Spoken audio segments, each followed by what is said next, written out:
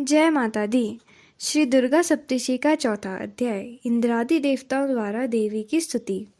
काले बादलों के समान श्याम अंगों वाली, अपने कटाक्षों से शत्रु समूह को भयभीत करने वाली, मस्तक पर चंद्र रेखा से शोभ्यमान, हाथों में शंख चक्र तलवार त्रिशूल धारण करने वाली, 3 नेत्रों वाली, सिंह के कंधे पर विराजमान, अपने तेज से तीनों लोकों को परिपूर्ण करती हुई, देवताओं से घिरी हुई, सिद्धि की कामना से सिद्ध लोग जिनकी सेवा किया करते हैं, उन जया नामनी दुर्गा देवी जी का मैं ध्यान करती हूँ। ऋषि बोले, अत्यंत पराक्रमी दुरात्मा महिषासुर एवं उनकी सेना के देवी द्वारा मारे जाने पर इंद्रादि देवतागण हर्ष के कारण जिनके रोंगटे खड़े हो गए थे और शरीर भी सुंदर हो गए थे, प्रणाम के लिए गर्दनें तथा कंधे झुकाकर उत्तम वचनों से देवी जी की स्तुति करने लगे।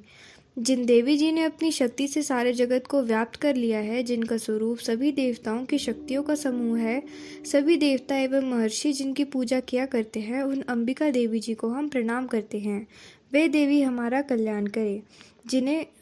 जिनके अतुल प्रभाव एवं बल को भगवान शेषनाग, ब्रह्मा तथा महादेवी जी भी नहीं कह सकते, वही चंडिका देवी सारे जगत की पालना के लिए तथा अमंगल के भय के नाश के लिए विचार करे। जोशी स्वरूपिणी पुण्य आत्माओं के घरों में तो लक्ष्मी स्वरूप है, पापियों के घरों में दरिद्रता और पवित्र बुद्धि वालों के हृदय में बुद्धि। श्रेष्ठ पुरुष के यहाँ श्रद्धा, कुलनीजनों में लज्जा स्वरूपिणी है। इस प्रकार की हे देवी जी, हम आपको प्रणाम करते हैं। हे भगवती, आप विश्व का पालन करें।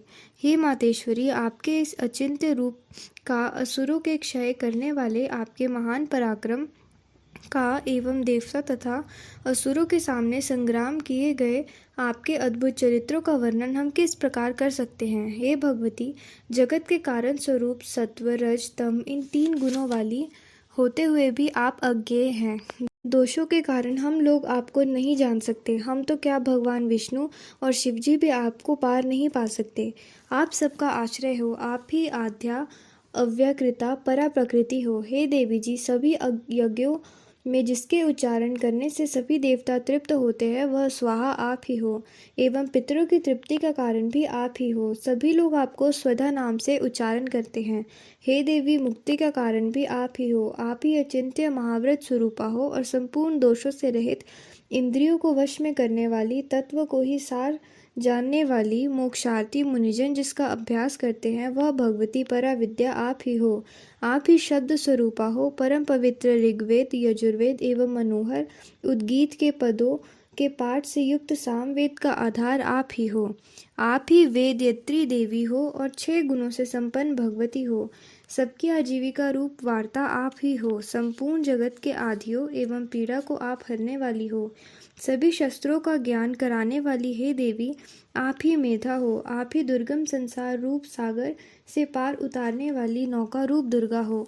आप असंग हो। कैटभ दैत्य के शत्रु भगवान विष्णु के वक्षस्थल में निवास करने वाली लक्ष्मी स्वरूपा आप ही हो, एवं चंद्रमा को मस्तक पर धारण करने वाले भगवान शंकर से सम्मानित गौरी देवी आप ही हो। यद्यपि आपका मुख स्वर्ण से भी उत्तम कांति से सुंदर, परिपूर्ण, चंद्रमा के विलंब का अनुकरण करने वाला और निर्मल मंद मुस्कान से सुशोभित है, तथापि उसे देखकर भी महिषासुर ने क्रोध किया और सहसा उस प्रकार प्रहार किया। यह एक अद्भुत बात है। उससे भी अतीव अद्भुत एवं विचित्र बात तो यह है कि जब वही मुख क्रोध युक्त था, उदय होते हुए चंद्रमा की भांति लाल लाल था, तनी हुई भौहें अति विकराल थी। ऐसा देखकर भी महिषासुर ने अपने प्राण तुरंत क्यों नहीं छोड़े। भला कौन सा ऐसा प्राणी होगा जो क्रोधी यमराज को देखकर भी जीवित रह सके। हे देवी जी, आप प्रसन्न हो। आपकी प्रसन्नता से सारा जगत उन्नति पाता है। आपके क्रोध करने पर कितने ही कुल नष्ट हो जाते हैं। यह बात अभी अनुभव में आई है, क्योंकि इतनी सारी विशाल सेना आपके कोप से क्षण भर में नष्ट हो गई। सर्वदा उन्नति दाता देवी जी, आप जिन पर प्रसन्न होती हैं, वे सभी देशों में आदर पाते हैं। उन्हें ही धन तथा यश मिलता है। उनका धर्म भी शिथिल नहीं होता, वे ही रक्षित रहते हैं। आपने स्त्री, पुत्र तथा भृतों के साथ वे ही रहते हैं। हे देवी जी, आपकी कृपा द्वारा ही अत्यंत आदृत पुण्यात्मा पुरुष सभी धर्म संबंधित कार्य प्रतिदिन किया करता है। आपकी कृपा से ही उसे स्वर्ग लाभ होता है। इसी कारण आप तीनों लोक में फल देने वाली हो। हे दुर्गे, आप स्मरण करने वाली सभी प्राणियों के भय हरण करती हो। स्वस्थ पुरुष जब आपका स्मरण करते हैं तो उन्हें अत्यंत पवित्र बुद्धि देती हो। दरिद्रता, दुख एवं भय हरने वाली हे देवी जी, आपसे बढ़कर और कौन है। आप ही सबका उपकार करने वाली और सर्वदा दयामयी हो। इन राक्षसों के वध करने से जगत सुखी हो। ये राक्षस भी नरक के लिए चिरकाल तक भले ही पाप करते रहते हुए संग्राम में इनका वध आपने इसलिए किया कि यह स्वर्ग में चले जाए। यही मन में रखकर हे देवी जी आप पापियों का वध करती हो। हे देवी जी, आप असुरों को केवल देखने मात्र से भस्म क्यों नहीं करती। शत्रुओं पर शस्त्रों से प्रहार क्यों करती हो। इसका भी कारण है कि शत्रुघ्न मेरे शस्त्रों से पवित्र होकर उत्तम लोकों में मरकर पहुँचे। इसी प्रकार आपके यह विचार अतुल्य है। असुरों की आंखें आपकी तलवार के उग्र तेज पुंज की झलक से एवं त्रिशूल की भयंकर चमक से नष्ट क्यों नहीं हो जाती। इसका भी एक कारण है। उन असुरों की आंखें तो आपके सुंदर चंद्र विलंब के समान मुख को देखने में लगी रहती है। हे देवी, आपका शील स्वभाव दुराचारियों को दुष्ट स्वभाव को निवृत्त करने वाला है। आपका स्वरूप अचिंत्य है, उसकी अन्य किसी के साथ तुलना नहीं हो सकती। आपका पराक्रम तो देवताओं के पराक्रम को नष्ट करने वाले दैत्यों का नाश करने वाला है। इसी प्रकार आप शत्रुओं पर भी दया किया करती हो। आपके पराक्रम की तुलना हे देवी किसके साथ हो सकती है। आपका स्वरूप भी तो परम मनोहर है, परंतु शत्रुओं को भयदायक है। इस प्रकार का स्वरूप और है कहाँ। आपके चित्त में तो कृपा रहती है और युद्ध में कठोरपन, ऐसा देखा गया है। हे वरदायिनी, त्रिलोकी भर में यह दोनों बातें आप ही दिखाई देती हैं। देवी जी, शत्रुओं का नाश करने इस सारी त्रिलोकी में आपने रक्षा की। संग्राम भूमि में उन दैत्यों का विनाश करके उन्हें स्वर्ग में पहुंचा दिया और वह हमारा भय भी आपने दूर किया। हे माता, आपको नमस्कार हो। हे देवी, आप शूल से हमारी रक्षा करें। हे अंबिके, खंग से हमारी रक्षा करें एवं घंटा के शब्द तथा धनुष की टंकार से भी हमारी रक्षा कीजिए। हे चंडिके, पूर्व, पश्चिम और दक्षिण दिशा में हमारी रक्षा करें।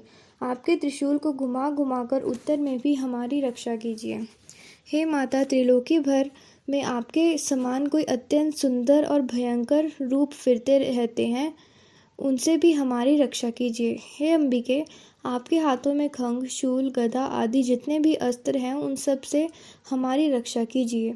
ऋषि बोले, इस प्रकार देवी जी की देवताओं ने स्तुति की और नंदन वन में उत्पन्न हुए फूल तथा गंध, चंदन आदि से जगत की माता की पूजा की। सभी देवताओं ने भक्ति दिव्य धूपों द्वारा अर्चना की, फिर प्रणाम करने लगे। तब देवी प्रसन्न मुख होकर उन देवताओं से बोली। देवी कहने लगी, हे देवताओं, अपनी अभिलाषा के अनुसार आप सब हमसे वर मांगो। देवता बोले, हे भगवती, आपने तो हमारी सभी कामनाएं पूर्ण कर दी, कुछ भी बाकी नहीं है। हमारे शत्रु महिषासुर को आपने वध कर दिया।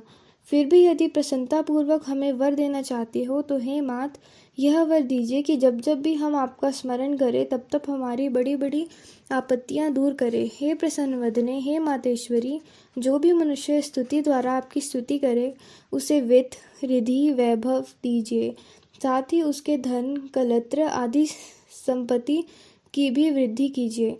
हे अंबिके, हम पर इस सदा प्रसन्न रहिएगा। ऋषि बोले, हे राजन, तब देवताओं ने अपने तथा जगत के कल्याण के लिए इस प्रकार वर मांगा। तब उन्होंने तथास्तु कहकर भद्रकाली अंतर्ध्यान हो गई।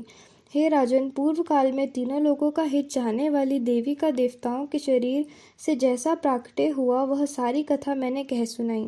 अब पुनः जिस प्रकार गौरी देवी के शरीर से वह देवी प्रकट हुई और दुष्ट दैत्यों के तथा शुंभ निशुंभ के वध के लिए देवताओं का उपकार करने वाली देवी ने जगत की रक्षा के लिए जो चरित्र किया वह सब सुनाता हूँ, उसे श्रवण कीजिए। धन्यवाद। इसी के साथ हमारा चौथा अध्याय भी समाप्त हुआ।